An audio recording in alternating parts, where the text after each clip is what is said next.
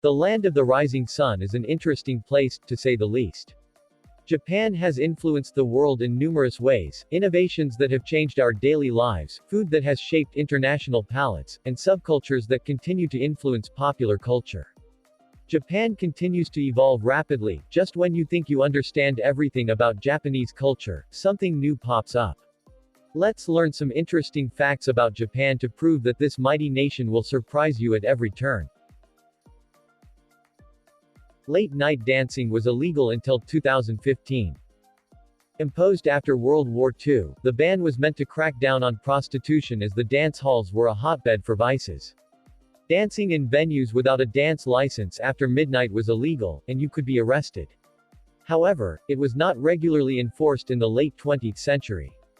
The ban saw a revival in the 21st century when a spike in celebrity-related drug busts led to the police reinforcing the law and requiring clubs to close at midnight. The archaic law was replaced by new legislation that allowed clubs equipped with lighting brighter than 10 lux, about as bright as twilight, to apply for a new license to operate 24 hours. The original geishas were men. Walking down the streets in Kyoto, you're likely to come across a beautifully dolled-up lady dressed in an intricately embroidered kimono, with only the click-clacking of her slippers announcing her presence. You've met a geiko, or geisha, as they're called in Tokyo, a refined lady skilled in the art of traditional Japanese performances. Many foreigners mistakenly assume that geisha are ladies of the night. This is likely because sex workers of the past dressed similarly to the geisha. And don't get us started on skewed Western media portrayals a la memoirs of a geisha. However, the original geisha were far from what they've been portrayed as. They were men. Geisha literally translates to arts person, and this term was used to describe the taikomochi, male entertainers who performed for their feudal lords, much like the jesters of the West. The first female geisha was introduced in 1751, which made waves in the entertainment scene then. They were instead called geiko, or arts child, and their popularity spread quickly. Soon, they outnumbered the original male geishas. Nearly all smartphones sold are waterproof because people use them even in the bath. Water-resistant phones have been the norm for over a decade in Japan. Approximately 90% to 95% of the phones sold are waterproof. Some attribute this to the bathing culture in Japan. Many people soak in bathtubs to unwind after work, and users find the waterproof function useful just in case their phones slip into the water. More paper is used for printing manga than toilet paper. You have probably seen videos of Japanese toilets and their futuristic, automated bidets that spray warm water and air-dry people's bottoms. Most people use bidets in Japan, and toilet paper isn't used as much as in other countries. On the other hand, manga or graphic novels are widely read by people of all ages. Manga has a long history. It was first introduced in the Meiji era as comic strips in magazines to encourage literacy in children. Japan has a festival dedicated to the phallus. This Shinto festival is known as Kanamara Matsuri, which literally translates to the Festival of the Steel Phallus. The festival is celebrated in the city of Kawasaki on the first Sunday in April. The phallus is the star of the festival, and everything is phallic-shaped in its honor. This includes candy, carved vegetables, and decorations. The highlight is the Mikoshi Parade, which sees large decorated phalluses paraded in a float shaped like a shrine. The shrine is a haven for prostitutes and people suffering from sexually transmitted diseases to seek prayer and protection. People also pray for fertility, marriage, and businesses. Today, the festival is an LGBTQ-friendly event as it also promotes inclusiveness. The money raised from the festival is then donated to HIV research. Norway introduced salmon sushi to the Japanese. While many of us think of salmon sushi as a Japanese staple, raw salmon wasn't in their diet until the 1990s. The Japanese did eat salmon before that, but it was served cured or grilled, not raw.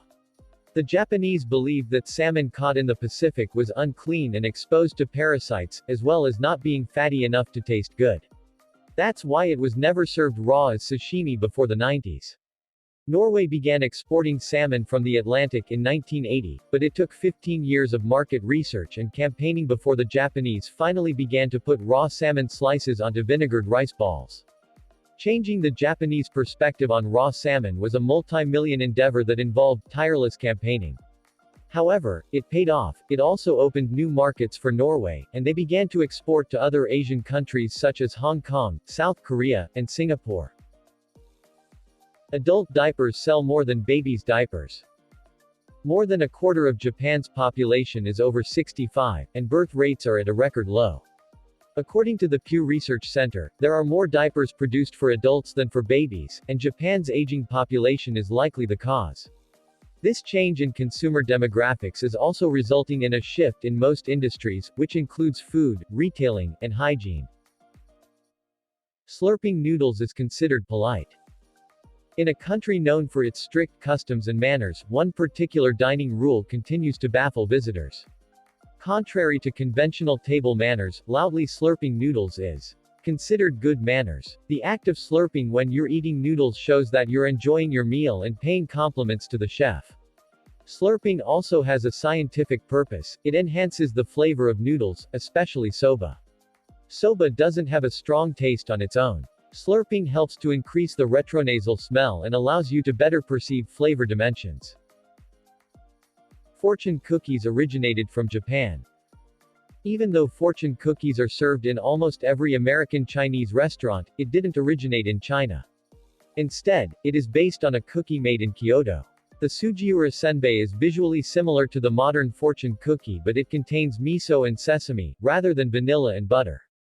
The Sujiura senbei is still sold in some parts of Japan, such as the neighborhood of the Fushimi Inari Shrine in Kyoto. The modern fortune cookie is believed to have been created by Japanese immigrants in the early 20th century, and is served at the end of a meal in Chinese restaurants in the USA today. It's likely that the immigrants were inspired by the temples of their homeland and slipped in the fortune-telling slips of paper into the cookies. Sumos compete to make babies cry first. Every April, the 400-year-old Naki Sumo Baby Crying Festival takes place in Shinsoji Temple. Parents bring their children to the festival in the hopes of ensuring good health, and sumos will carry them on stage and try to make them cry. Some of them pull a scary face or yell at the babies to try and get them to wail. If all else fails, a scary mask is used to get them going. While it may be weird to voluntarily make your child cry, it is believed that by getting babies to bawl, they can chase off any demons who are lurking nearby. The contest also has an attractive prize. The best crier is promised a long and healthy life. Japan imports approximately 85% of Jamaica's annual coffee production. Japan is known as a tea-centric nation, but coffee also plays a large part in the hectic lives of the average Japanese salaryman. Coffee is widely consumed there, with the average adult drinking more than 10 cups a week. It's no surprise that Japan imports so much coffee from Jamaica too.